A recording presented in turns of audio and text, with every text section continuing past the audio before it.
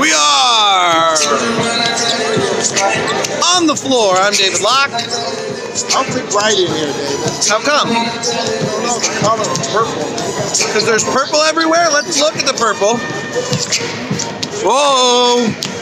He ran into the camera and then tackled Igor Gagashkov. He was Joe Ingles. Well, there's a lot of king purple, too. There's the question of the night. If you have an earring in, does it tell you whether you're going or not? What's that? Does it tell you whether you're playing or not if you have your earring in while you're warming up? I would say he's not moving. I would say he's kind of the two big stories that have developed since we've been here is whether De'Aaron Fox is going to play, and we just saw the end of his warm-up, and now he wanders and sits over here, as you can see him sitting down with Bobby Jackson. And then the other story is whether Bojan Bogdanovic is going to play, and all indicators on that one are yes. Well, if you go by the pregame yeah, he's still got to go through medical testing and all that kind of stuff. But I don't think Bojan likes to sit much. Well, he did do the same thing in LA, and it turned out he didn't play in that, so that's still a wait and see. And here the crowd has begun to warm up. Donovan gave his shoes away after the game last night to a little boy in the Donovan Mitchell shirt. Made everyone happy. This is the new in-arena DJ that we have over here. We might have to go say hi to him at some point.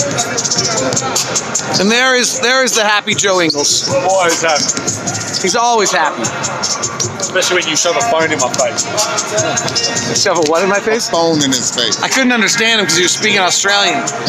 And Igor has left the building. I didn't even get to say hi to him today. There's Trevor Ariza and Corey Joseph doing their warm-ups on that side. All right, so Ron, I did a bunch of research today because that's what you do on back-end to back-to-backs. And that is, the most interesting one is this poor offensive game early in the year is not a new phenomenon. So the Jazz in the last 3 seasons have had 15 games where the offense was equally as bad as last night, or worse, actually. 10 of the 15 happened in October and November. Okay. One happened in December. One happened in February. It was the first game back from the All-Star break. A second one happened in February. It was the second game back from the All-Star break. And then the other one happened in the playoffs. Okay. If I wanted to punch a hole in your numbers, I would say last year it shouldn't have been like that. Because Happened the Jazz, only twice last year. they stayed pat, didn't they? So it happened against Memphis early and against Dallas. Okay. The year before, it happened more often. Okay, so I can't punch a hole in your numbers then. I was because prepared. They stayed pat last year. This year, a lot of new players. I mean, there's still things that needs to be worked out. I mean, you hear Quinn in practice explaining things to guys all the time, and it just doesn't happen automatically for some guys out there on the floor right now, strictly because of the number of players we have. So your numbers are correct. I agree with you. Okay, The Jazz stayed pat last year, and it didn't happen as much. Happened twice. Okay, here's our next one. The next one that it happened is that Mike Conley last year in Memphis touched the ball 80 times a game. This year he's touching the ball 50 times a game. The other one is that in that front court, he's touching the ball far less than he used to. Not just in the backcourt, but in the front court. And the final one is that he used to touch the ball 20% of the time he was on the floor. Well, you're on defense half the time. So that would be 40% of the time that he was on the floor, he had the ball in his hands. It's a lot. This year, it's at 32%. How much do you think that's impacting him? I think it might be impacting him quite a bit, strictly because you feel like he's getting into a rhythm now. If he's used to handling the basketball and making things happen, not only for himself, but for his team, you kind of get into a rhythm.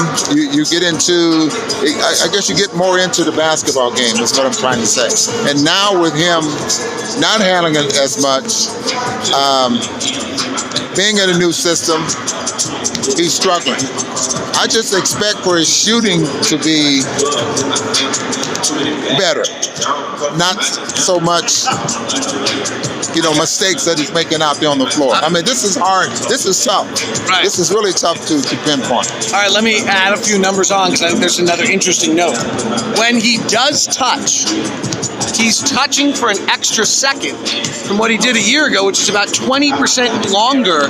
So when he actually has the ball, he's actually holding on to it longer, which to me shows the indecision, right? Like when he was in Memphis, he'd bring it up, he'd have it, he'd swing it, he'd know the system, he'd know where he's going.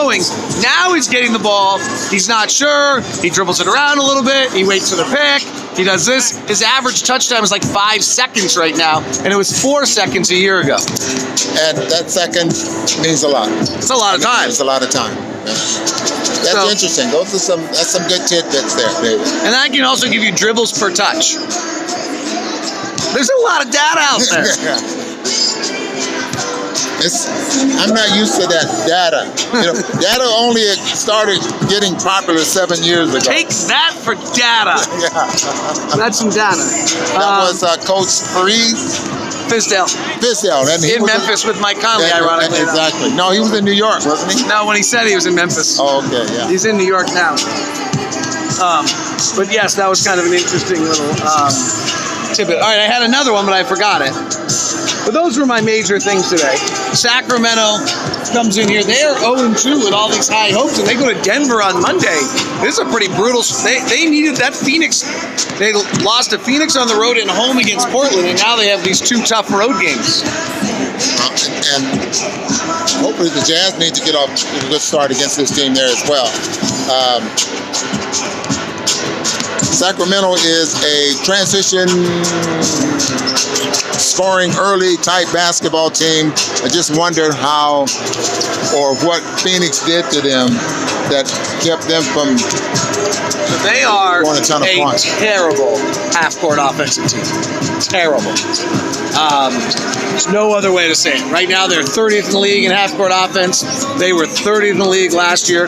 If you can stop them from running, then you're in great shape. Now, the key to stopping them from running is putting the ball in the net. put the ball in the net, make them take it out of the net, make them play half court. You're absolutely right.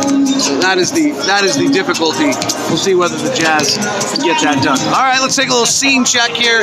Jeff Watkinson. Does everyone know what the group is all about here? Yeah, I think everyone knows we're in our mountain uniforms tonight, looking old school. If you remember correctly, 1997 and 98 when the Jazz went to the NBA Finals, that's the logo. That's what they had on the jersey. Where were you? I know where you were. Right. When Michael Jordan hit the shot, where were you? I was right. There. You know where I was? 3 rows ahead of you. 3 rows behind you, right there. Where were you when John Stockton hit the shot? Right, but at the summit. That was in Summit, You know yeah. where I was? I was walking equal to John because we had come down from our media seats to be ready to go into the locker room. So I was walking right on the walkway at the summit, and I had a clear view of Malone's pick and Stockton's. And Charles Barkley late getting there, Right. and Bill Walton's. Uh-oh. When John Stockton. We've been doing this for a long time. That was a long time ago. You realize, you know what that means? The stories we tell, they call retro uniforms. That is Ron Boone. I'm David Locke. That's Donovan Mitchell. That's Joe Ingles. Thanks for tuning in to On the Floor. We'll be with you on all these same post-game formats with your interaction on Postcast. Thanks.